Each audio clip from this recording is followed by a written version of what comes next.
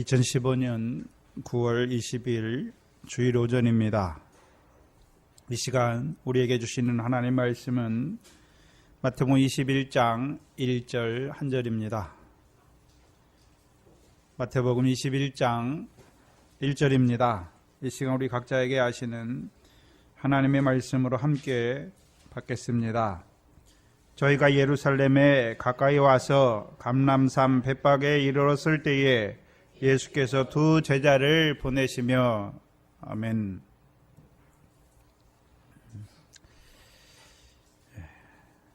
반갑습니다.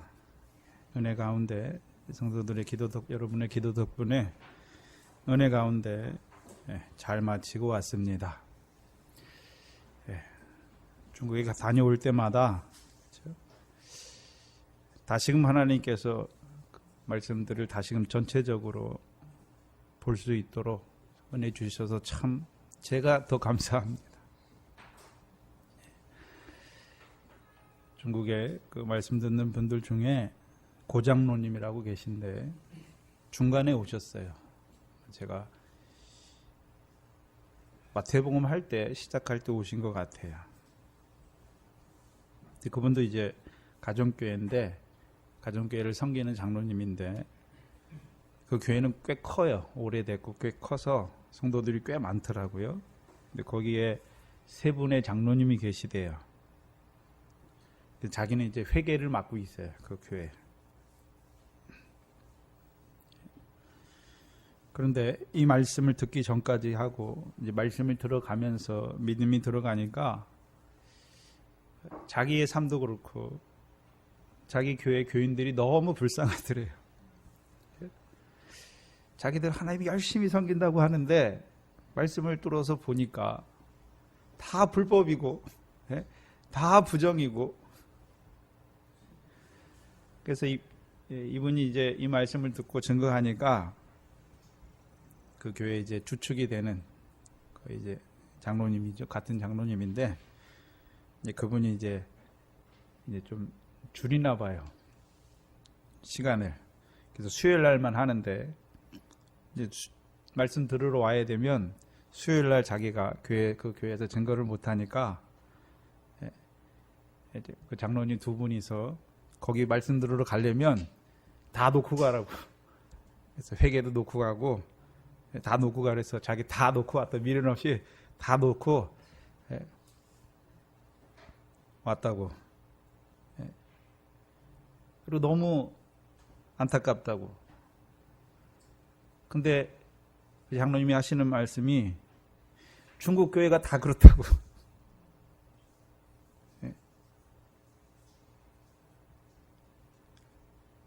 그 저한테 좀 책자 좀 만들어 달라고. 이게 한글은 좀 저희가 쓰기가 빠르잖아요. 근데 거기 중국 글씨는 저희의 한 3배, 4배 걸려 쓰려면 이게 한자로 써야 되니까. 그러니까 이분들이 쓰려고 이제 하는데 저는 또 계속 나가니까 서로 쉬는 시간이면 노트를 바꿔가지고 자기가 필기 못한 거 이 사람 필기 보고 하고 이 사람 필기 못한 거 이 사람 하고.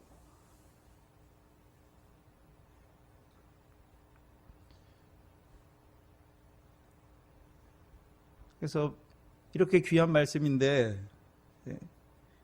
왜 더 많은 사람들이 볼 수 있도록 왜 이 책자나 이런 걸로 좀 만들어서 중국어로도 좀 번역을 해서 이 중국의 많은 교인들 잘못 믿고 있는 교인들을 좀 돌이키는 게 그게 좋지 않냐고. 문제는 중국도 그렇고 한국도 그렇죠.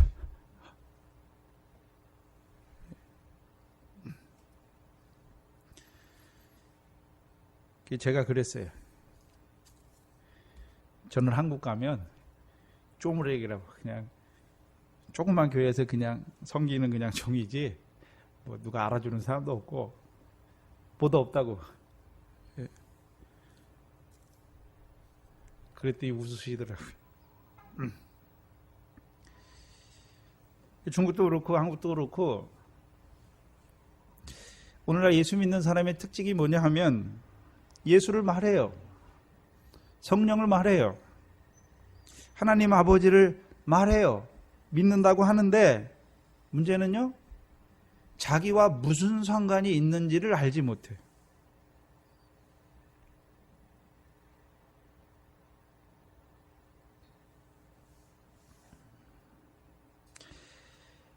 계속해서 마태복음을 통해서 제자들을 주께서 사람 낚는 어부로 권능을 베푸는 자로 천국의 제자된 서기관으로 반석으로 포도원의 품꾼으로 12보좌에 앉는 자로 세우시는 목적이 무엇입니까? 그냥 제자들에게만 이루시는 일이 아니라 그 제자들을 사람 낚는 어부로 세우셔서 내게 이루시는 일이 무엇인지를 아는 자가 돼야죠. 그거 알지 못하면 마태복음 헛한 거예요.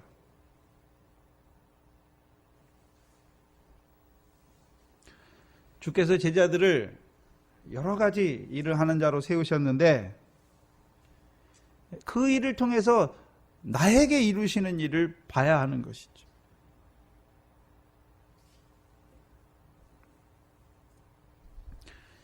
주께서 제자들을 사람 낚는 어부로 세우셨지요. 그럼 그것이 나와는 무슨 상관이 있습니까?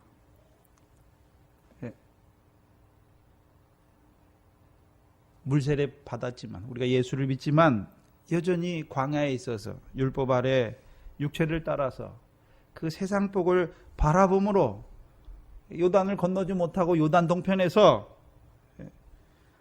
육체를 따라 그 불과 같은 그 영광을 따라 죽을 수밖에 없는 우리를 그 사람 낚는 어부를 통해서 그 천국 복음의 말씀을 통해서 이제는요 성령을 따르는 자로 세워주셔서 우리를 하늘의 상을 바라보는 자로 세우신 것이죠.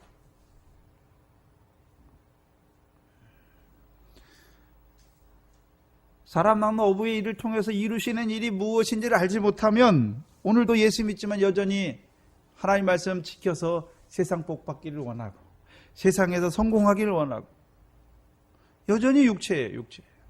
육체로 살아가는 날 동안에 그 세상 평안을 원하는 자들이 되는 것이죠. 그러니까 결국은 다 바다 가운데 죽는 자가 되는 것입니다.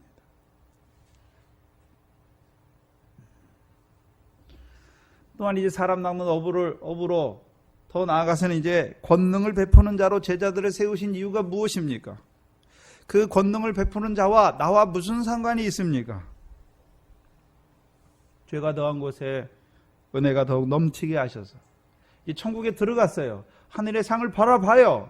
그러나 여전히 머리카락 하나라도 희거나 검게 할 수 없는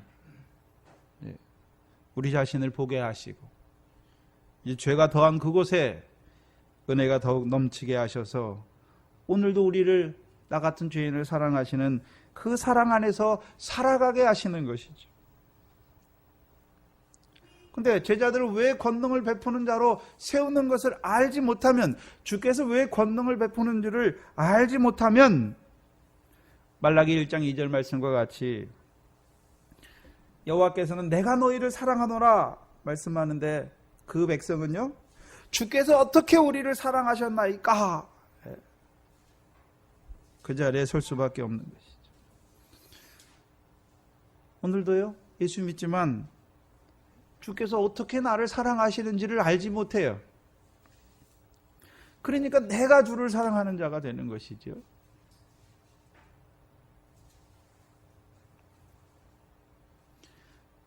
또한 이제 그 제자들을 권능을 베푸는 자에서 자라게 하셔서 비유를 깨닫게 하셔서 천국의 제자된 서기관으로 세우시죠.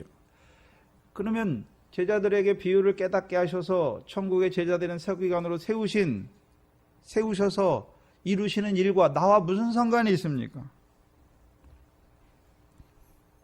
이제 그 제자들에게 창세로부터 감추인 것을 드러내어 주셔서 이제 그 말씀을 제자들을 통해서 우리에게 주셔서 우리로 하여금요 미래 결실, 보리의 결실, 소유를 팔아서 보화가 감추인 밭을 사는 자로 또요 소유를 다 팔아서 지극히 값진 진주를 사는 자로 세워주시고 여전히 나 같은 죄인의 괴수를 사랑하시는 그 은혜 안에서 그 모든 일을 이루는 자로 세우시는 것이죠. 그래서 비유는 첫 번째 비유를 알지 못하면 나머지 비유는 알지 못하는 것이죠. 첫 번째 비유가 무엇입니까? 씨 뿌리는 비유죠. 그러면 씨 뿌리는 비유와 나와 무슨 상관이 있습니까? 그 씨 뿌리는 비유를 통해서 나를 세상 염려, 재리의 유혹이 끊어진 자로 세워주시는 것이죠. 미래 결실이 뭡니까? 세상 염려 하나하나 끊어지는 게 미래 결실이에요. 재리의 유혹이 하나하나 끊어지는 게 미래 결실이에요.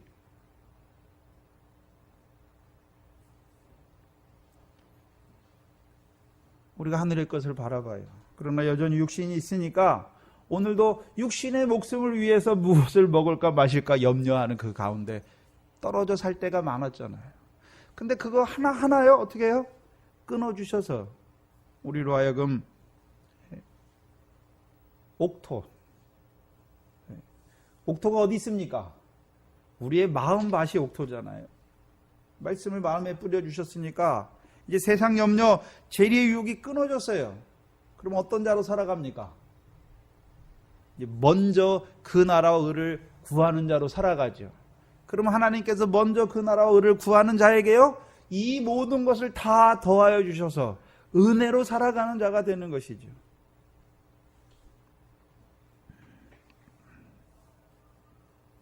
그리고 그 옥토가 된 자들, 그들이 좋은 씨죠. 그들을 천국의 아들들로 밭된 세상에 심으시죠. 근데 그 밭에는 뭐가 역사하는 밭입니까? 원수가 역사해서 그 가라지 넘어지게 하는 것들, 불법을 통해서 이제 우리를요, 우리 속에 있는 부정과 불법을 끊어주셔서 우리로 하여금 곡식단 되게 하시는 것이죠.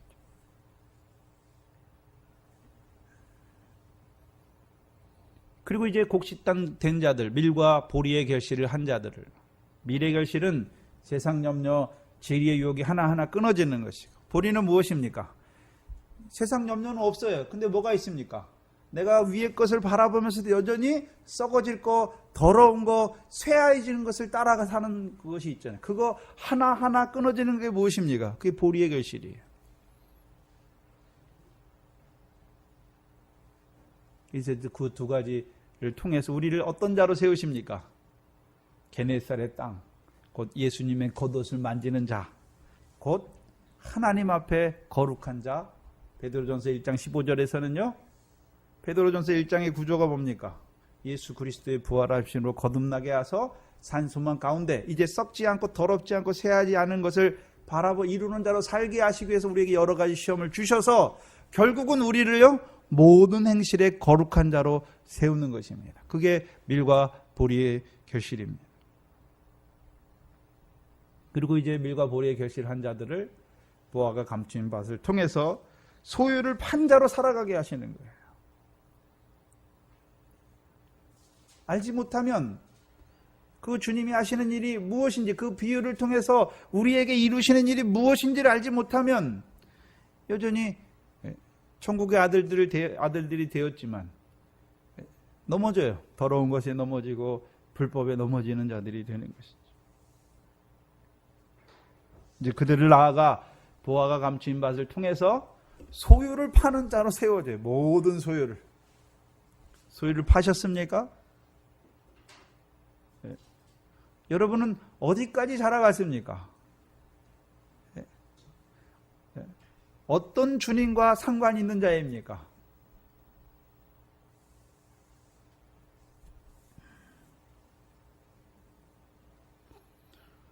소유를 판 자로. 오늘도 집과 전토와 아내와 자식과 부모를 파는 자로 우리를 세워주셔서 이제요, 그리스도 안에서 아내로, 하나님께서 주신 자녀로, 하나님께서 주시는 것들로 가지게 하셔서 그 일을 통해서 그 하나님께서 주신 아내를 사랑하게 하셔서 열매 맺게 하시는 거죠.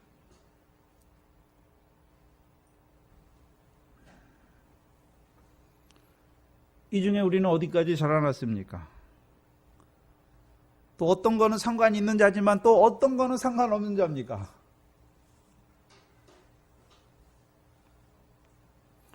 이유는 순서적이죠. 하나하나 결실하면 또 이루어 주시고 이루어 주시고 이루어 주시는 것입니다. 마태복음을 크게 보면 예수님께서 제자들을 세우시는데 여러 가지 사역으로 세우죠. 사람mak는 업으로, 권능을 베푸는 자로, 천국의 제자된 서기관으로, 반석으로, 포도원의 품꾼으로, 12보좌에 앉는 자로,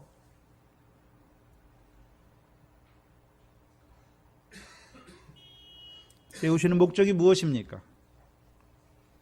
우리로 하여금요, 하나님의 백성으로 하여금 바다의 권세가 이기지 못하는 백성으로 세우시는 거죠. 그 교회, 나아가서는요, 사망의 권세가 이기지 못하는 하나님의 교회, 하나님의 백성, 더 나아가서는요, 음부의 권세가 이기지 못하는 하나님의 교회.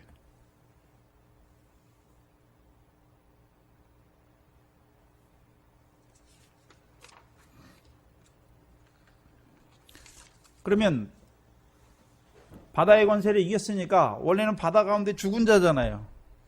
그럼 바다의 권세를 이긴 자가 됐으니까 어떤 자가 됐습니까? 산자가 됐죠. 성령을 따라하는 자가 됐단 말입니다. 그러면 사망의 권세에서 이긴 자도 산자잖아요. 사망 가운데 죽어가는데 조수아 일꾼을 통해서 그 비유를 깨닫게 하셔서 결실하는 자로 세워주셨으니까 사망 가운데 이긴 자도 산자 아닙니까? 음부도 마찬가지죠. 음부의 권세에서 죽을 수밖에 없는 자인데 제자들을 반석으로 세워주셔서 우리를 음부의 권세가 이기지 못하는 자들로 세워주셨으니까 산자지요.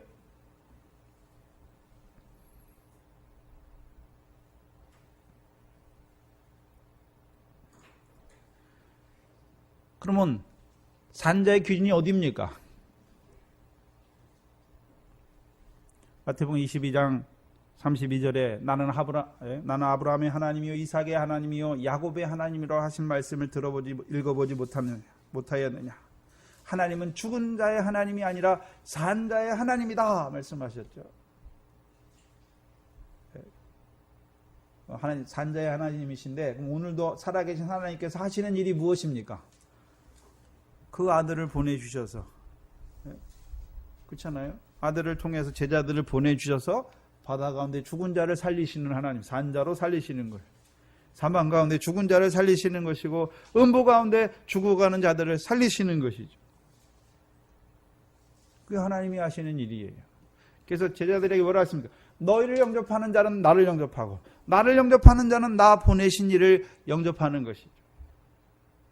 곧 하나님의 뜻이 우리에게 이루어지는 것이죠. 그럼 성경에서 말하는 최종적인 산자는 어디까지 살아야 산자입니까? 창세기 15장에 하나님께서 자기를 아브라함에게 나는 너의 큰 상급이요 방패라 말씀하시니까 아브라함이 씨를 구하죠. 하나님께서 그렇다면 하나님께서 내게 씨를 주셔야 되는데 내게 씨를 주시지 않았으니까 이 다메섹 사람 엘리에셀이 내 씨가 될 것이다 말하니까 하나님께서요, 그는 내 씨가 아니다, 내 몸에서 날 자가 내 후사다 말씀하시니까 이것을 아브라함이 믿었지요. 근데 그 의가, 아브라함의 15장의 아브라함의 의가, 하나님께서 후사를 주시겠다는 그것을 믿는 아브라함의 의가 언제 응하여졌습니까? 100세의 이삭을 낳을 때 응하여졌다고 성경은 말하지 않습니다. 야고보서 2장을 보시면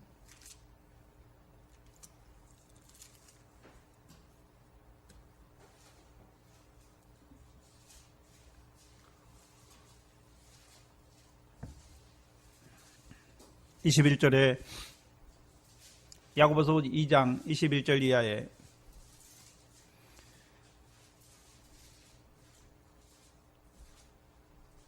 우리 조상 아브라함이 그 아들 이삭을 제단에 드릴 때에 행함으로 의롭다 하심을 받은 것이 아니냐.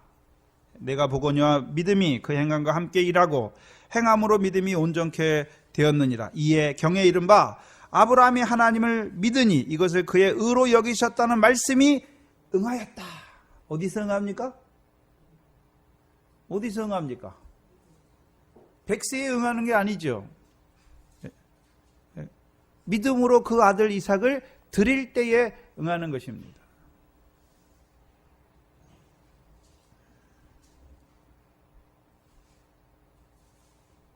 그러면 아브라함이 이삭을 번제로 드린다는 의미가 무엇입니까?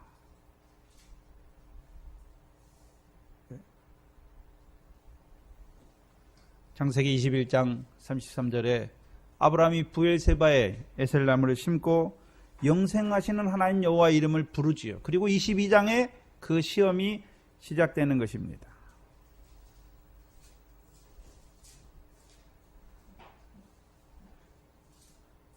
그러면 하나님이 영생한다는 것을 말하는 것이 아니라 아브라함이요 자기를 영생하는 자로 살려주신 그 하나님, 그러면 하나님께서 언제 이 아들 이삭을 영생하는 자로 살려주실 것입니까? 그 하나님을 부르는 것이죠. 그래서 창세기 22장이 무엇입니까? 이제 아브라함이 그 이삭을 영생하는 자로 세우시는 것이죠. 그것이 후사예요. 아브라함의 후사라고 할 때는 뭐가 있는 자입니까? 열매가 있는 자, 열매가. 씨만 있으면 안 되고, 백세에는 씨고, 그 씨가 이제 자라나서 어떤 열매를 맺는 자요? 밀과 보리의 결실을 하는 자가 아니라 더 자라가서 하나님의 나라를 유업으로 얻는 열매를 맺는 자가 되는 거예요. 그것이 무엇입니까? 영생이에요. 그래서 요한복음 4장에 영생에 이르는 열매다 말씀했잖아요.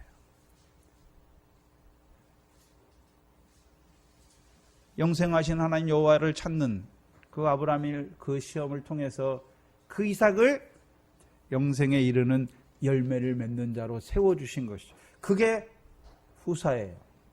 이루어진 것이죠.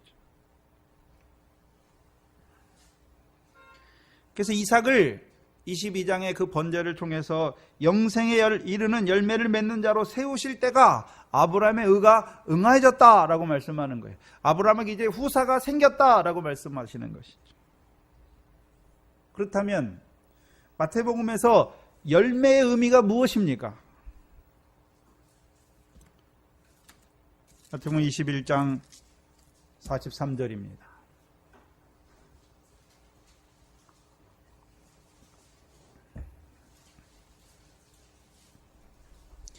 마태복음 21장 43절이죠.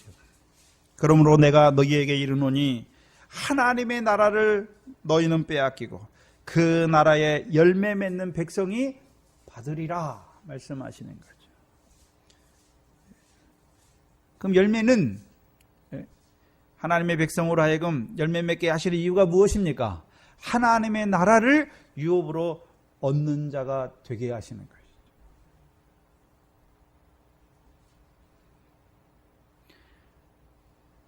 결국 마태복음의 주제가 뭐냐면요, 아브라함과 다윗의 자손으로 오셨죠. 그래서 아브라함과 다윗에게 이루신 약속하신 말씀을 우리에게 이루어 주시는 거죠. 곧 우리를 어떤 자로 세운다고요?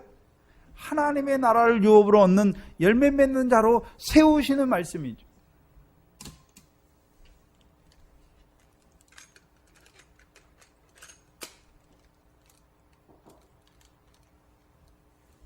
그리고 아브라함과 같이 그 이삭을 열매 맺는 후사로, 열매 맺는 생명으로 세우는 그 일을 하는 자를 하나님께서 뭐라 하십니까? 하나님의 벗이다. 그래서 요한복음 15장 15절이 무엇입니까? 예수님께서 세 계명을 제자들에게 말씀하시고 내가 너희를 종이라 하지 아니하고 친구라 하였노니 아버지께서 알게 하신 것을 너희에게 다 알게 하였다라고 말씀하는 거죠. 그러면 마태복음에서 요한복음에서 제자들을 세우시는 목적이 무엇입니까? 요한복음에서는 오병을 나눠주는 자로 세우죠. 요한복음에서 그 생명의 떡, 하나님께로부터 내려온 그 생명의 떡을 나눠주는 제자들로 세우잖아요. 근데 요한복음에서는 떡이 무엇입니까? 인자의 살과 피죠. 그럼 인자의 살과 피를 먹는 자는 뭐합니까? 영생하는 거예요. 그럼 그 일을 하는 그 제자들을 뭐라고 말하는 것입니까? 친구라 말하는 것이죠. 그 제자가 인자의 살과 피를 나누어 주는 그 일을 하는 것이죠. 근데 마태복음에서는요, 그 일이 어디부터 시작됩니까? 사람 나눈 세례 요한의 물 세례부터. 그리고 제자들을 통해서 사람 낚는 어부의 일 잘하게 하시는 거예요. 처음부터 열매가 아니에요. 잘하게 하시잖아요. 처음에는 물 세례예요. 예수가 믿어지게 해요. 예수께서 내 죄를 위해서 십자가에 죽으셨구나. 그것이 믿어지게 하시고, 이제 광야에서 만나와 반석을 통해서 그 예수가 그리스도임이 믿어지게 하셔서 나로 하여금 하늘의 것을 바라보는 자, 성령을 따라하는 자로 세워주시고, 이제 우리에게 권능을 통해서 바라보지만 머리카락 하나라도 휘거나 검게 할 수는 없는 우리를 사랑하시는 그 사랑 안에, 그 은혜 안에서 자라게 하실 뿐만 아니라 그 은혜 안에 있는 자에게 이제 미래 결실, 세상 염려, 재리의 유혹, 불의의 결실, 썩어지는 것, 더러워지는 것, 쇠해지는 것을 끊는 자로 세워주시고, 이제 그들을 보화가 감추인 밭을 사게 하셔서 열매 맺는 자로 세우시는 거예요.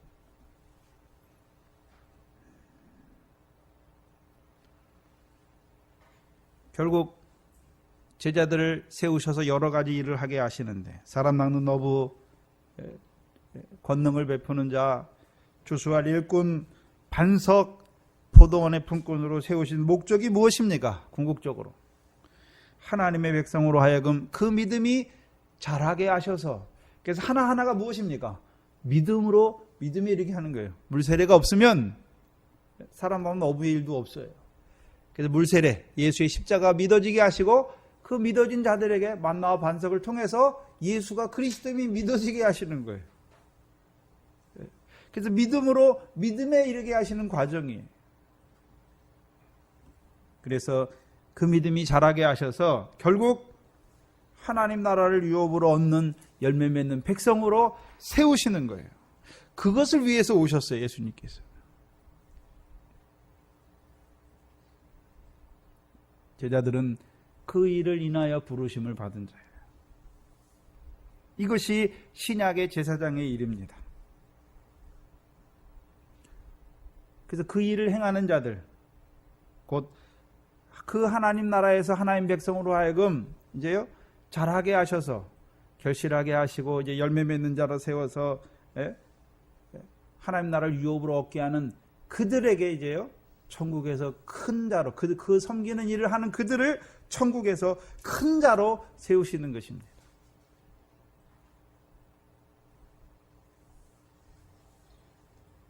나아가 천국에서 큰 자로 섬기는 그 일을 하는 그들을 이제 천국에서 가장 큰 자로 세우시기 위해 우리가 예루살렘에 올라가노니 말씀하셔서 주님과 같이 고난받고 죽임당하여 제3일에 살아나는 죄가 되게 하시는 것입니다.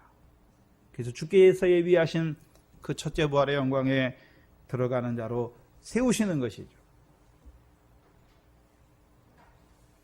또한 이들을 영광성의 12 보좌에 앉혀주셔서 영광성의 기초석을 닦아주는 자로 세워주셔서 이제 열매 맺는 생명에서 자라난 그들을 그 기초석을 통해서요 그들도 고난과 죽음을 통해 첫째 부활의 영광에 참여하는 자로 세우시는 것이죠. 그래서 마태복음의 제자의 일은 크게 두 가지예요. 섬기는 일과 종의 일이에요. 섬기는 일과 종의 일이에요.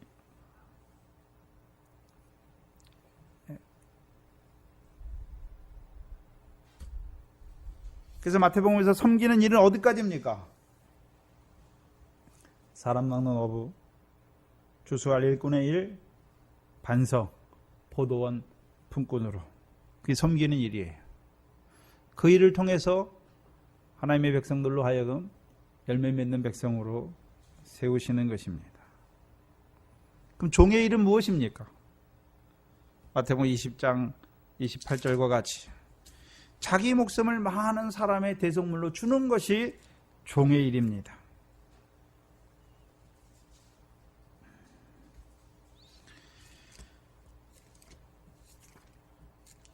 히브리서 3장입니다.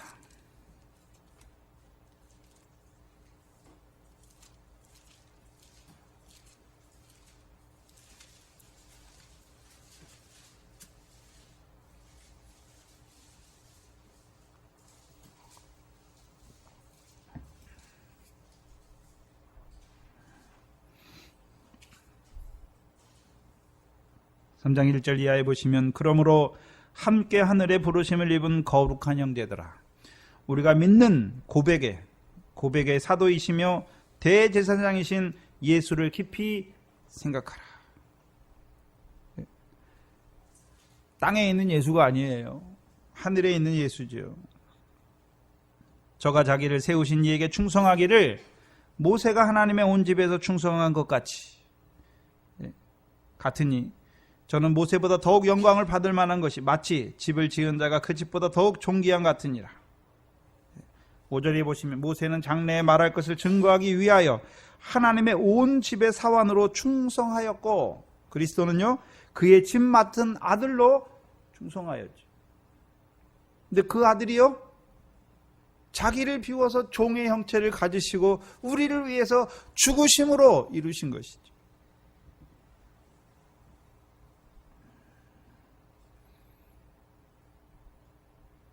그래서 주께서 그 종이 되셔서 우리 육신을 입으시고 우리처럼 종의 형체를 가지셔서 자기 목숨을 많은 사람의 대속물로 주신 같이 제자들도요 이제 그 사랑을 깨닫게 하셔서 이제 요한일서 3장 16절 같이 제가 이번에 중국에서 말씀을 전하면서 요한복음 3장 16절과 요한일서 3장 16절이 너무나 이렇게 탁 와서 닿더라고요.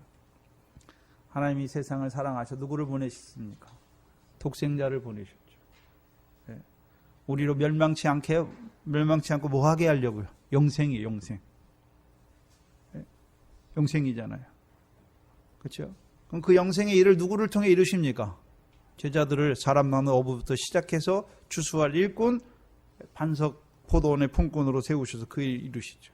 그럼 요한일서 3장 16절은 무엇입니까? 그 일에 쓰임받는 그 제자들, 곧 주께서 모든 죽으심으로 그 사랑을 안 자들이 이제 형제를 위하여 죽는 것이 마땅한 자로. 그게 제자들의 상과 영광이에요.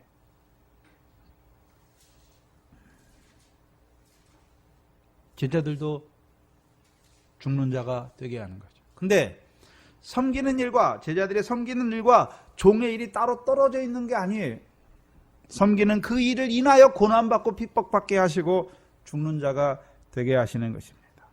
그래서 마태복음 10장에 잃어버린 어린 양의 제자들을 보내실 때 그 뒤에 바로 이어서 무엇입니까? 내가 너희를 보냄이 양을 이리 가운데 보낸 같도다 말씀하셔서 살 자리에 보낸 게 아니에요.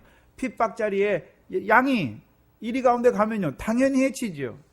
주님이 몰라서 제자들 거기 보내신 게 아니지요. 주와 같고 선생과 같고 주와 집주인과 같게 하시기 위해서 보내신 거예요. 그래서 제자들도요 이 형제를 위해서 죽는 것도 마땅히 여기는 자가 되게 하시죠. 그 종의 일을 통해서 으뜸이 되는 자로 세워요. 그래서 섬기는 자는 천국에서 큰 자고 종의 일을 행하는 자는요 천국에서 가장 큰 자로 세우는 것이에요.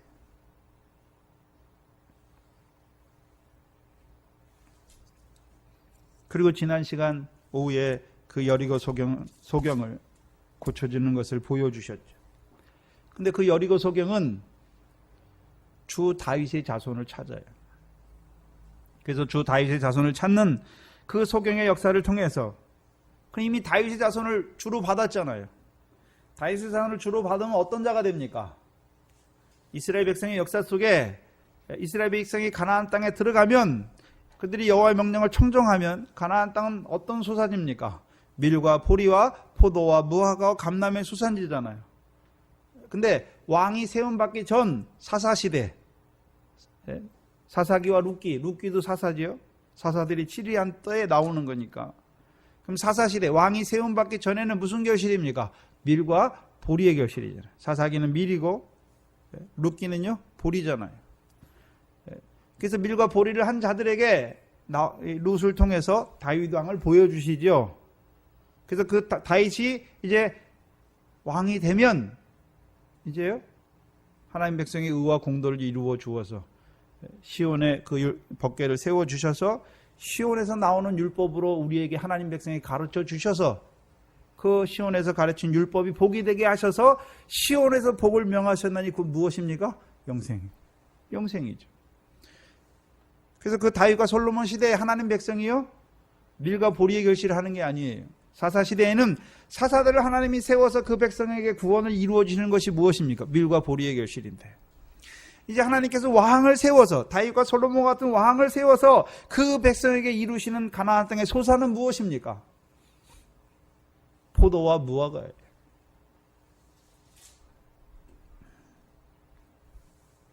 그래서 다윗의 자손을 주로 받았다는 것은 이제 다윗의 자손을 주로 받아서 영생에 이르는 열매를 맺는 생명으로 살아요. 그러나 뭘 보지 못한 소경입니까? 주께서 예루살렘으로 올라가신 그 길을 보지 못하는 소경이죠. 그 고난과 죽음을 통해서 제3일에 살아나는 그 길을 보지 못하는 그 소경. 그래서 그 소경의 눈을 뜨게 하여서 그 소경이 예수와 함께 예수를 쫓아서 올라가잖아요. 예수님께서 병을 고치시는데 다른 데에서는 병을 고치시고 이적을 행하시는데 다른 데에서는 그들이 예수를 쫓는 것을 예수님이 허락지 않아요. 그렇죠? 네. 귀신 나갔던 자가 내가 주를 쫓겠다고 말하니까 뭐 하랍니까? 쫓지 마라 그러잖아요. 하나님께서 내게 이루시는 일을 내 집에 가서 전해라고 말하는 거죠. 그래서 다른 병 고침과 이적은 안 쫓아요. 주님을 쫓는다는 말이 없어요. 근데 이 여리고 소경만 눈이 나으니까 이제 길에서 누구를 쫓습니까? 예수를 쫓아요. 어디로 올라가십니까? 예루살렘에 올라가시는 그 예수를 쫓는 거예요. 뭐하러 올라가십니까? 예루살렘에 고난받고 죽임당하고 죽임당하기 위해서 올라가는 거예요. 예수님께서 예루살렘에 놀러 가는 게 아니에요. 죽으시기 위해서 가는 거예요. 그걸 알아요. 고난받고 죽음이 있다는 걸 알잖아요. 그런데도 가시는 거죠. 왜요? 나를 사랑하시니까.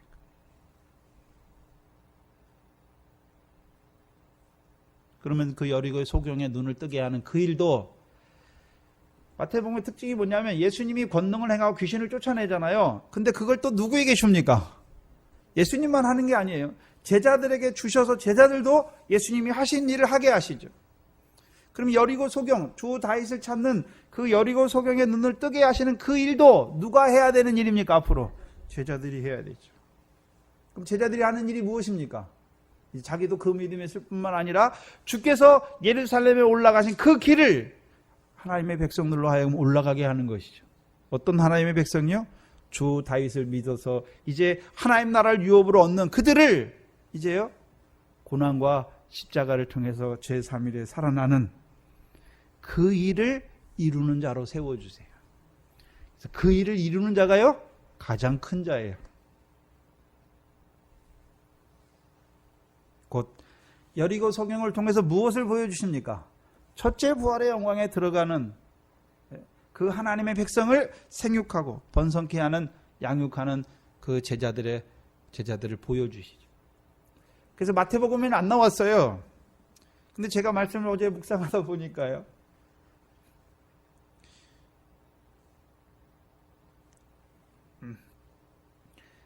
제가 좀 바쁘죠. 가면 토요일까지 하고 오니까 하면서 쉬는 시간에 틈틈이 우리 교회 나갈 거를 묵상을 해요. 그리고 비행기 오면서요 카톡으로 다 찍어가지고 보고서 묵상하고 비행기 기다리면서 묵상하고 또 타고 오면서 묵상하고. 그래서 어제는 종이가 없더라고요. 그래서 지갑을 찾아봤더니 그 영수증하고 뭐가 있더라고. 종이 쪽지가. 그래서 거기서 막 적고 왔어요. 주일날 오후에 오면, 토요일 오후에 오면 좀 바빠요. 피곤도 하니까 좀 잠도 자고 일어나서 다시 하는데,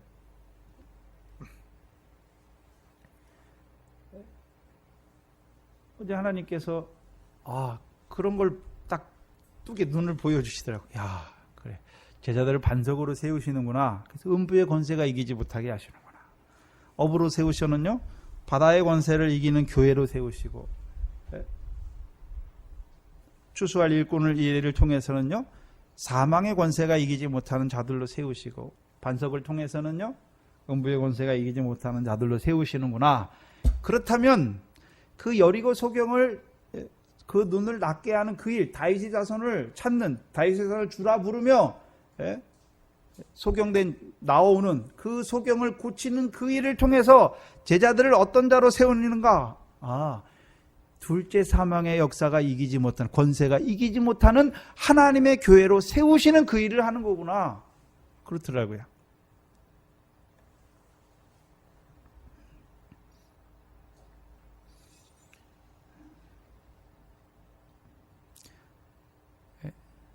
그 제자들을 거기까지 자라게 하세요. 그래서 오늘도 하나님이 물론 열매 맺는 백성에, 그래서 하나님 날 유업을 받는 것도 기뻐하시죠. 그러나 그 열매 맺는 자들에게 더 큰 영광을 보여주세요. 그리고 이제 그 제자들을 통해서, 여리고 소경의 역사를 통해서 이제 그 제자들을 둘째 사망의 권세가 이기지 못하는 하나님의 교회를 세우는 자들로, 그 일꾼으로 세워주세요. 그 영광이 가장 커요, 제자들. 그래서 그 일을 통해서 제자들을 천국에서 가장 큰 자로 세워주세요. 그렇다면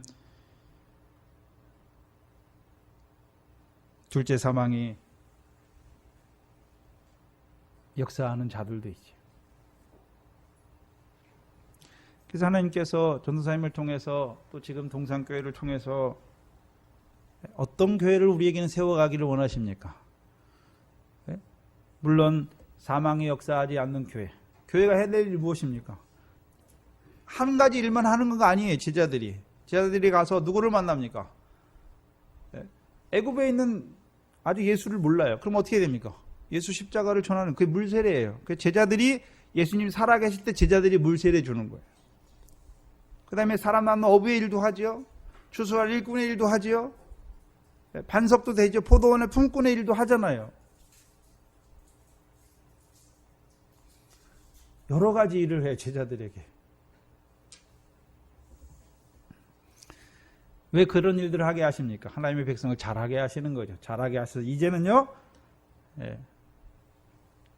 사망의, 음부의 권세가 역사하는 교회로 세워주실 뿐만 아니라, 이제요, 둘째 사망의 권세가 이기지 못하는 하나님의 교회를, 하나님의 백성들로 세우시기를 원하시는 것입니다. 여기까지가 20장 이 마지막까지가, 이 여리고 소경을 고치는 그 역사까지가, 제자들이 18장 1절에서 천국에서는 누가 가장 크니까 묻는 그 대답에 대한 질문에 대한 예수님의 대답이.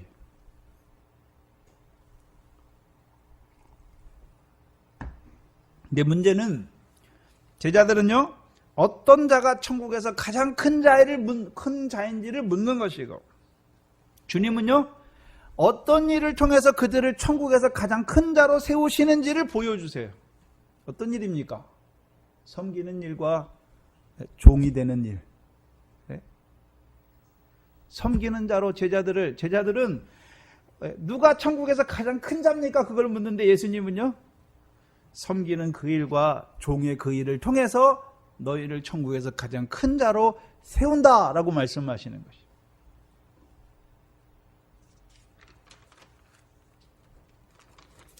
그리고 21장이 시작되는 것입니다.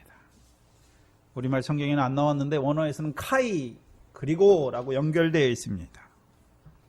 1절에 보시면, 그리고 저희가 예루살렘에 가까이 와서 감람산 벳바가에 이르렀을 때에. 우리가 지금까지 마태복음을 통해서 그 예루살렘으로 올라가는 예수님을 보여주실 때 제일 처음에 마태복음 16장 21절은 무엇입니까? 자기가 예루살렘에 올라가서 예수님께서 당신이 예루살렘에 올라가서 대제사장들과 서기관들과 장로들에게 고난받고 죽임당하고 제3일에 살아날 걸 거기서 가르쳐요. 그리고 20장에서 우리가 알다시피요, 우리가 예루살렘에 올라가자라고 말씀하시고, 근데 오늘 본문은요, 저희가 예루살렘에 가는 거예요. 저희가. 그래서 마태복음과 마가복음은 동일해요. 그럼 제자들도 깨달은 것이죠. 제일 처음엔 가르침을 받고, 그 다음에는요, 예수님을 통해서 우리가 올라가자 말씀하니까 여기서는 우리가 올라가자 말도 안 해요. 예수님과 함께 올라가죠. 그래서 저희가 함께 가는 거죠. 근데 누가복음에서는 좀 다르더라고요. 누가복음 19장을 보시면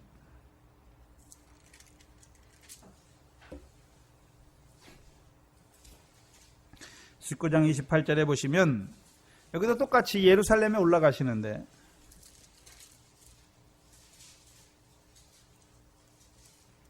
(19장은) 여리고에 들어가시죠. 삭개오죠. 그리고 이제 여리고에서 28절 이하에 예수께서 이 말씀을 하시고 예루살렘을 향하여 앞서 가시죠. 마태복음과 마가복음에서는 함께 가시는, 저희가 예루살렘에 올라가는데, 오늘 본문에서는요, 누가복음 본문에서는 예루살렘 향하여 올라가시는데 예수께서 앞서 가시는 거예요. 그러면 제자들 어떻습니까? 뒤에 따라가는 거예요. 근데 왜 마태 마가에서는 저희가 예루살렘에 함께 올라가는 것으로 말하고, 왜 누가복음에서는 예수께서 앞장서서 가신다고 말씀하십니까? 그러면 우리가 위치적으로, 공간적으로 예수님이 앞에 가시고 제자들이 쫓아가는 게 아니잖아요. 마태복음과 마가복음은 저희가 올라가니까 함께 올라가는 것으로 돼 있는데, 누가복음은 딱 순서를 정해놨죠. 예수께서 앞장서 가시고 제자들은 그럼 어떻게 합니까? 뒤에 따라가는 것을 보여주시죠. 그럼 뭘 말씀하시는 것입니까? 자, 예루살렘에 올라가는 그 길은 무엇입니까? 고난받고 죽임당하는 거잖아요. 그러면 누가 먼저 고난받고 죽임당합니까? 제자들이 먼저 고난받고 죽임당하는 게 아니잖아요. 예수님께서 먼저 고난받고 죽임당하는 걸 먼저 보여주시는 거예요. 그리고 이제 제자들도 나중에 고난받고 죽임당하는 것이죠.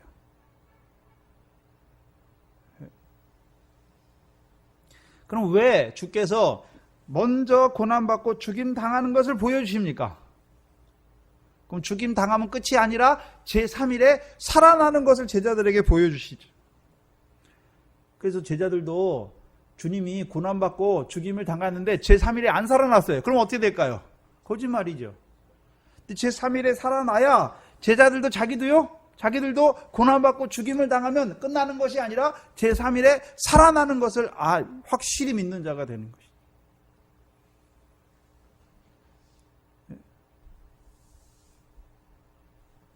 부활하셨잖아요. 제3일에 부활하셨잖아요. 그럼 우리도요, 고난받고 죽임당하면 제3일에 부활하는 거죠. 근데 우리의 제3일은 언제입니까? 복음과 성령 시대 이틀이 지나고 천년왕국, 창세로부터는요 엿새 후지요. 왜? 양심 시대 이틀, 율법 시대 이틀, 복음과 성령 시대 이틀, 엿새 후에 제7일 천년왕국이 있는 것이죠. 그렇다면 예수님께서는 제3일인데 제3일이 이틀 후가 2000년 후가 아니잖아요.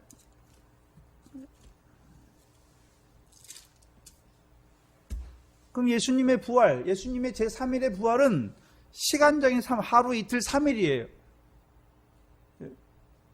근데 제자들에게는요, 인자가 자기 영광으로 오실 때 너희 각 사람에게 주를 위하여 목숨을 잃은 자 각 사람의 행한 대로 갚아주시죠.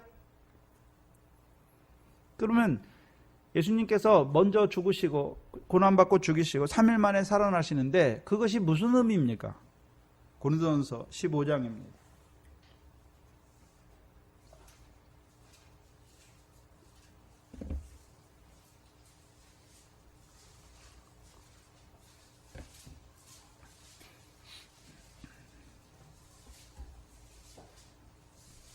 고린도전서 15장 22절 23절입니다.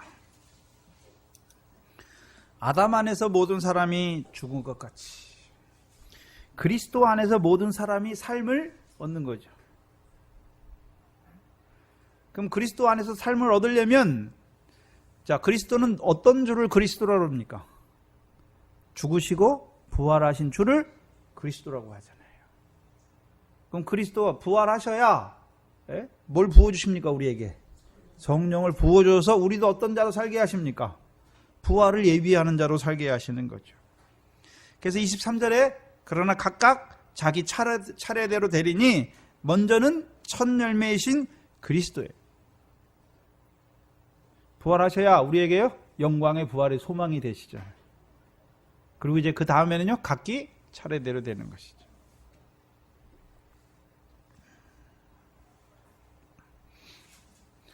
그래서 먼저 올라가시는 거예요. 먼저 죽임을 당해야 먼저 살아나시죠. 제3일에 살아나셔서 잠자는 자들의 첫 열매가 되시고 부활의 소망이 되시죠.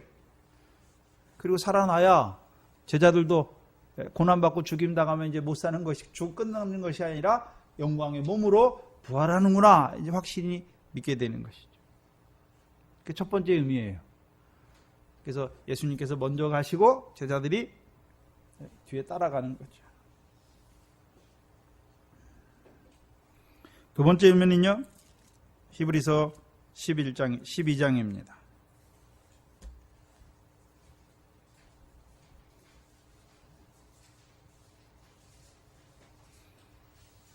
예수님께서 왜 앞장서 가십니까? 제자들은 뒤에 가고.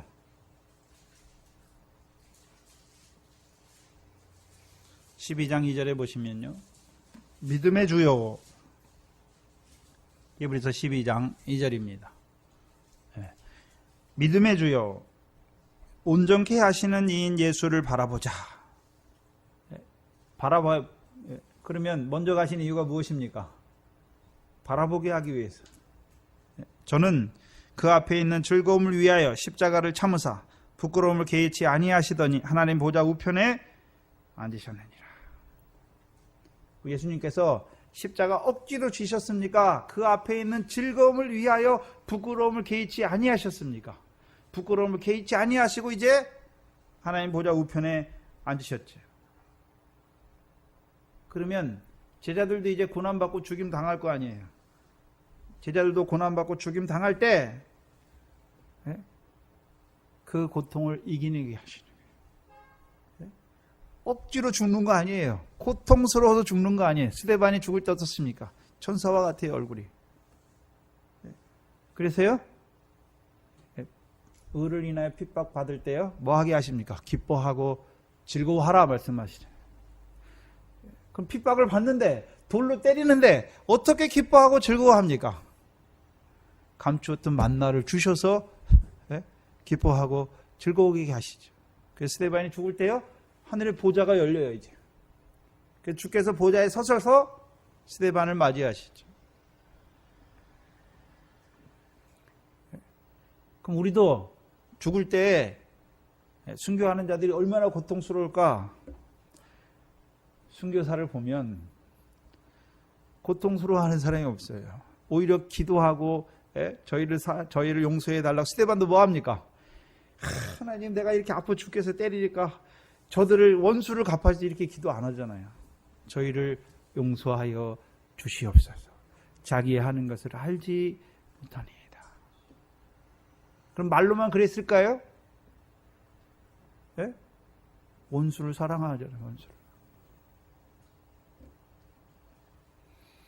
그럼 주께서 앞장서 가시는 의미가 무엇입니까? 너희들도 이제 고난받고 십자가 질 때 기뻐하고 즐거워하는 자로 세워주시기 위해서. 그리고 그 앞에 있는 즐거움을 바라보게 하기 위해서. 우리의 즐거움이 무엇입니까? 그러면 고난받고 죽임을 당하는 그 순교자들에게 주시는 즐거움이 무엇입니까? 첫째, 부활의 영광이죠.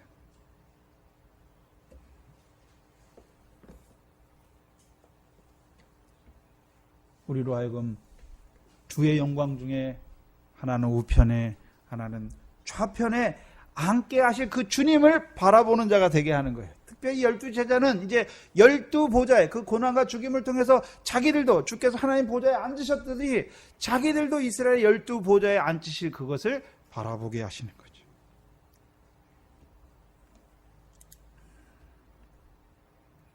그렇다면 세 번째요. 그럼 마태복음과 마가복음에서는 왜 제자들과 함께 예루살렘에 올라가는 것을 우리에게 보여주십니까? 예수님께서 고난과 죽임을 당하시러 가시죠. 그것이 무엇입니까? 잔이잖아요. 잔. 그래서 세베대의 어미가 아들들을 위해서 구하잖아요. 보좌 우편과 좌편. 그러니까 예수님이 뭐라 합니까? 너희가 구하기는 세베대의 어미가 구했는데 세베대의 아들들에게요. 너희가 나의 마시는 잔을 마실 수 있느냐 말씀하시죠. 자기들도 할 수 있다라고 말씀하죠. 그럼 예수님께서 고난과 죽임 당하시러 가는데 그것이 무엇을 마시는 것으로 보여주십니까? 잔을 마시는 것으로 보여주시죠.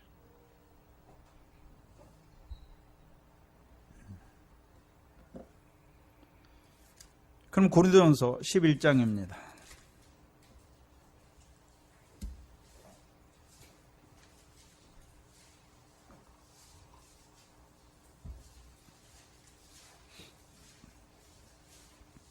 (11장) 26절에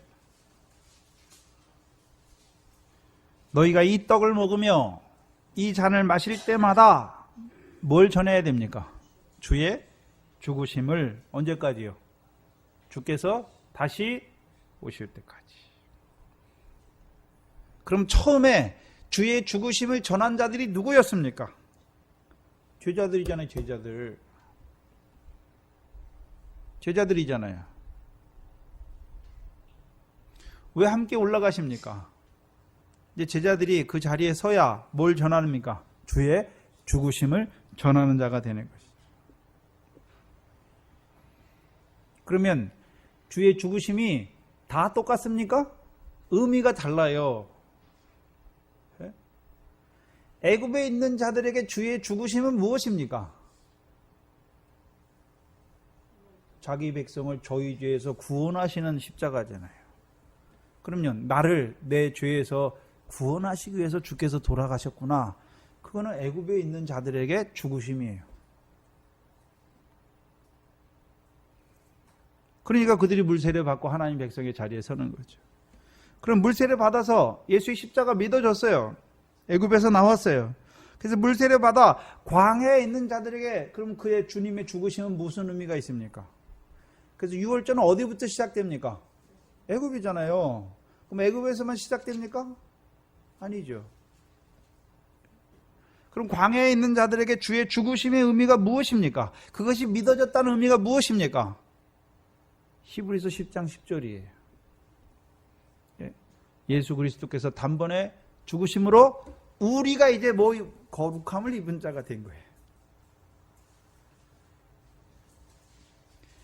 그래서 나로 하여금 그 예수의 죽으심이 아니라 예수 그리스도의 죽으심은 나로 하여금 이제 하나님 앞에 거룩함을 입은 자로 세우신 거예요. 곧 로마서 3장 22절 23절이죠. 율법의 행위로 의롭다함을 얻는 자리가 아니에요. 이제 옛 계명이 아니란 말이죠. 그리고 또 율법의 행위로 세상 복도 아니란 말이죠. 이제요 예수 그리스도를 믿음으로 말미암아 우리에게 주시는 하나님의 의, 어떤 의미입니까? 우리를 하나님 앞에 의로운 자로 세우신다는 것이죠. 곧 창세기 15장에 아브라함에게 주신 약속이 이루어지게 하는 거죠. 근데요 후사는 아니고 씨지요. 씨. 그래서 갈라디아 3장 16절에 조상들에게 여럿을 가르쳐 내 씨라 말씀하지 아니고 오직 하나를 가르쳐 내 씨라 하셨으니 그리스도예요. 그럼 예수가 그리스도임이 믿어진다는 것은 이제 내가 뭐가 됐습니까? 씨가 됐어요. 누구의 씨요? 아브라함의 씨. 그것을 베드로전서에서 뭐라고 말합니까? 썩지 아니할 씨가 됐죠. 곧 성령을 따라난 자가 된 거죠. 그러면 성령을 따라난다는 의미가 무엇입니까? 로마서 3장 23절에 모든 사람이 죄를 범하였음에 하나님의 영광에 이르지 못했죠. 그러면 이제 의로움을, 거룩함을 입었으니까 이제 어디에 어디에 이르는 자가 됐습니까? 하나님의 영광에 이르게 된 거예요. 근데 시작이에요, 시작. 그래서 성령을 따라한 자의 시작이 무엇입니까? 우리가 성령을 딱 따라나면 처음 시작이 무엇입니까? 하늘에 상이 있어요. 기도, 구제, 금식 다 뭐가 있습니까? 상이 있어요. 율법 아래서는 우리가 뭘 얻기 위해서 기도했습니까? 세상 거 얻기 위해서. 근데요, 이 성령을 따라난 자의 기도는 하늘에 계신 하나님 아버지께서 그 기도대로 상을 갚으시는 거예요. 그래서 그 하늘의 상이 시작된 거예요. 그렇다면 이제 그 하늘의 상을 바라보는 그 거룩함을, 예수 그리스도로 말미암아 거룩함을 입은 자에게 십자가의 의미는 무엇입니까? 사도 바울이 사도행전에서 다메섹에서 예수님 한 번 만나죠. 다메섹에서 예수님 한 번 만나서 사도 바울이 변하잖아요. 근데 사도행전에서는 3번에 걸쳐 기록해요. 3번에 걸쳐서 기록하잖아요. 한 번 있었는데 왜 3번에 걸쳐 기록합니까? 믿음에 따라서 그게 달라요. 처음에는 빛이고 22장에서는요 큰 빛이에요. 26장에서는요 해보다 밝은 빛이에요. 그러면 저와 여러분에게도 주님의 십자가의 의미가, 우리 믿음이 어릴 때는요 내 죄를 지고 가셨다 그거밖에 몰라요. 예수 십자가밖에 몰라요. 근데 믿음이 자라니까요 예수 그리스도께서 죽으심으로 내가 거룩함을 입었구나. 그럼 예수 그리스도를 주로 받은 자들에게 이제 더 깊은 십자가의 의미는 무엇입니까? 율법의 저주에서 속량하시는 그리스도의 십자가지요. 피와 물이란 말입니다. 그래서요 새 계명의 첫 번째 돌파, 나 같은 죄인을 끝까지 사랑하시는 사랑 안에서 자라게 하시는 것이지. 그렇다면 그 그리스도의 십자가 안에 있는 자들에게, 그 살아가는 자들에게 이제 더 깊은 죽으심의 의미가 무엇입니까?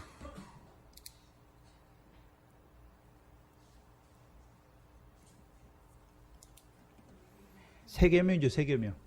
나 같은 죄인을 사랑하시는 그 사랑이 자라가서 나도 형제를 사랑하는 것이죠. 곧 성령의 열매를 맺는 자가 되게 하시는 거죠. 그래서 성령의 열매를 맺는 자들에게 주의 죽으심의 의미는 무엇입니까? 주와 같이 나도요 형제를 위해서 죽는 자가 되게 하는 거예요. 그렇다면 그 첫째 부활의 영광에 들어간, 그 순교의 믿음에 들어간 자들에게 주의 죽으심의 의미는 무엇입니까? 이제 그 첫째 부활의 영광에 들어가는 자들로 생육하고 번성케 하는 거예요. 여러분의 십자가는 어떤 십자가입니까? 여러분의 주께서 죽으셨는데 여러분은 어떤 주의 죽으심을 보고 있습니까? 어떤 죽으심을 만났습니까? 어떤 자로 살아가고 있습니까?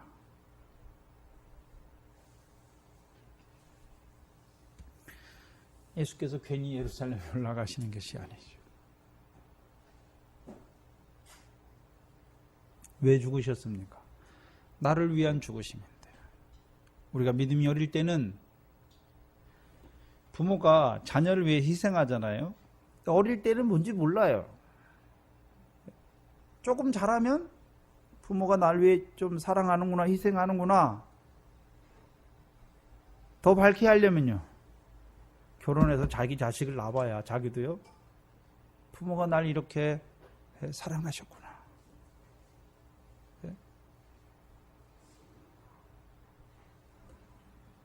근데 손주를 낳으면요 자식보다 더 사랑하지요.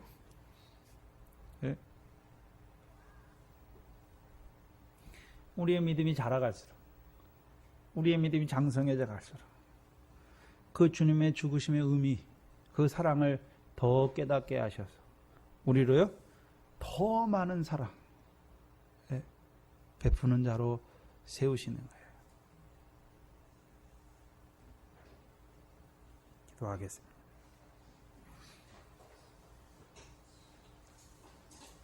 하나님 감사합니다. 우리를 이처럼 사랑하여 주셔서 그 아들을 아끼지 아니하시고 우리를 위해 내어주신 아버지 하나님 감사합니다.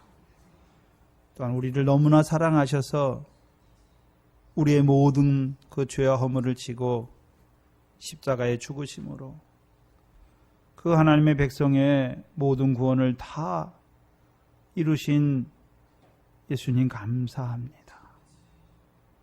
오늘도 성령 안에서 그 예수 그리스도께서 그 죽으심이 나와 무슨 상관이 있는지 하나하나 깨닫게 하여 주셔서 이제 우리의 자리가 어디인지 말씀 안에서 돌아보게 하시고 이제는 우리가 어디로 나아가야 되는지 우리의 믿음이 어디를 향하여야 되는지 깨닫게 하여 주시니 감사합니다. 우리의 삶이 늘 나 같은 죄인을 사랑하시는 그 멍에 안에서 자라게 하시고 이제는 자라난 자들로 주의 죽으심을 전하는 이 교회가 되게 하여 주시옵소서. 하나님 앞에 나올 때 하나님께서 우리에게 먼저 그 나라를 구하는 자로 세워주시고 육신으로 살아가는 그 모든 것을 더하여 주셔서 그것을 깨닫고 감사하여서 드리는 물질들 아버지 하나님 상이 되게 하시고 이제 우리에게 주신 그 모든 것이 물질뿐만 아니라 그 모든 것이 하나님의 은혜임을 고백하여서 이제 하늘에 더 많은 것으로 쌓아가는 저희 인생들 되게 하여 주시옵소서. 아버지 하나님 우리를 이 은혜 가운데 불러주신 거 너무나 감사합니다. 우리의 육신의 고륙의 친척들을 불쌍히 여겨주시고 그들에게도 이 은혜를 더하여 주셔서 그들도 우리와 같이 산자가 되게 하여 주시옵소서. 또한 중국에 있는 이 믿음으로 나아가는 형제들을 교회들을 주께서 보호하여 주시고 그들의 믿음이 자라게 하셔서 그들도 우리와 같이 그 하나님의 나라를 이루어가는 복된 교회들 되게 하여 주시옵소서. 예수님의 이름으로 기도하옵나이다. 아멘. 전성가 372장입니다.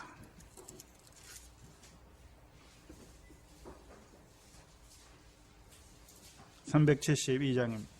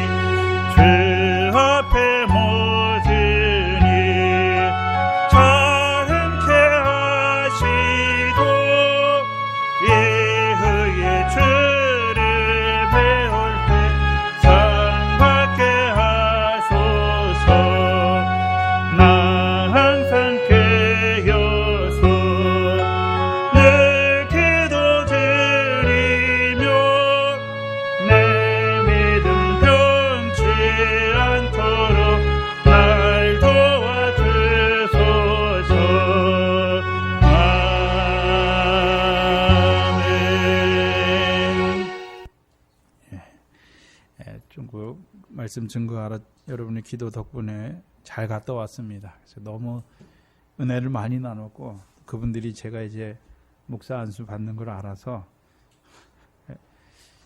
1시간만 마지막 날인데 1시간 빼달라고 그러더라고요. 저녁에 그랬어요. 왜요? 그랬더니 뭐 할 일이 있대. 그래서 빼줬더니 저를 위해서 축하 잔치를 파티를 베풀어 주셔서 자기들이 이제 글도 써주고 그 다음에 와주셔서 너무 감사하다고. 자기들이 예수 믿었지만 정말로 헛되이 믿을 수밖에 없었는데 이렇게 와주셔가지고 박 목사님, 저 최민정 목사님 와주셔가지고 하나님의 말씀 주셔서 진짜 너무 감사하다고. 예. 근데 우리가 너무 죄송하다고 또 그러더라고요. 예. 너무 깨닫는 게 둔해서 너무 죄송하다고. 예. 너무 감사하다고. 예. 교회에도 전해달라고 너무 감사하다고. 예. 그래서 저를 위해서 찬송도 해주고, 예. 춤도 춰주고 그러시더라고요. 그래서 근데 중국 춤은 이게 이제 한국에도 막 하잖아요. 근데 그거는 좀 마음에 안 드는데, 중국 춤은 너무 좋더라고요. 그래서 저도 좀 췄어요. 배워가지고, 너무 감사하더라고요. 그래서 제가 마음으로 많이 울었어요. 그래서 그분들도 눈물이 걸썽걸썽하고, 그래서 목사 앉히시기 위해서 자기들은 못 오지만 위해서 기도하고, 또 목사님 되시면 더 하나님께서 은혜 부어주셔서 자기들에게 더 많이 와달라고 기도한다 그래서 너무 감사했습니다. 이제 10월 9일날 목사 안수식이 있습니다. 그래서 교회가 세우는 거예요. 그렇죠? 특별히 전도사로도 할 수 있죠. 네. 목사로 세워주시는 저에게 깨닫게 하신 것은, 전도사가 하면 목사가 못 받아요.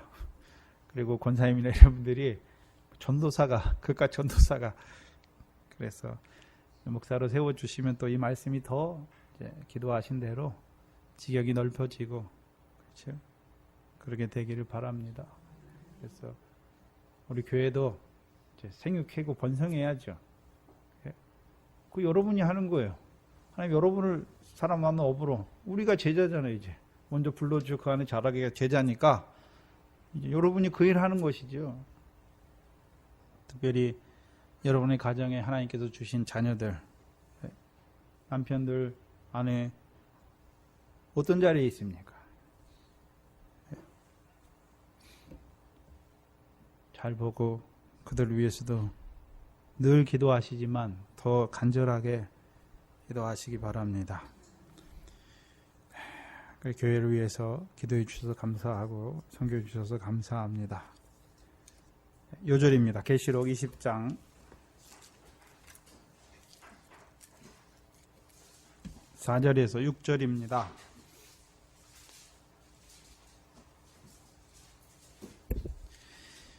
우리가 육신으로 사는 게 많이 살아야 90인데 이제 이 첫째 부활에 참여하면 1000년 동안 이제 부활의 몸으로 살아서 그리스도로 더불어 그 기쁨과 즐거움을 누리게 하신다니 얼마나 감사합니까? 읽겠습니다. 또 내가 보좌들을 보니 거기에 앉은 자들이 있어 심판하는 권세를 받았더라. 또 내가 보니 예수의 증거와 하나님의 말씀을 인하여 목배임을 받은 자들의 영혼들과 또 짐승과 그 우상에게 경배하지도 아니하고 이마와 손에 그의 표를 받지도 아니한 자들이 살아서 그리스도로 더불어 1000년 동안 왕노릇하니 그 나머지 죽은 자들은 그 1000년이 차기까지 살지 못하더라. 이는 첫째 부활이라. 이 첫째 부활에 참여하는 자들은 복이 있고 거룩하더라. 둘째 사명이 그들을 다스리는 권세가 없고 도리어 그들이 하나님과 그리스도의 제사장이 되어 1000년 동안 그리스도로 더불어 왕노릇하리라. 아멘. 하늘에 계신 우리 아버지여, 이름이 거룩히 여김을 받으시오며 나라의 임하옵시며 뜻이 하늘에서 이룬 것 같이 땅에서도 이루어지이다. 오늘날 우리에게 일용할 양식을 주옵시고 우리가 우리에게 죄지은 자를 사하여 준 것 같이 우리 죄를 사하여 주옵시고 우리를 시험에 들게 하지 마옵시며 다만 악에서 구하옵소서. 나라와 권세와 영광이 아버지께 영원히 있사옵나이다. 아멘.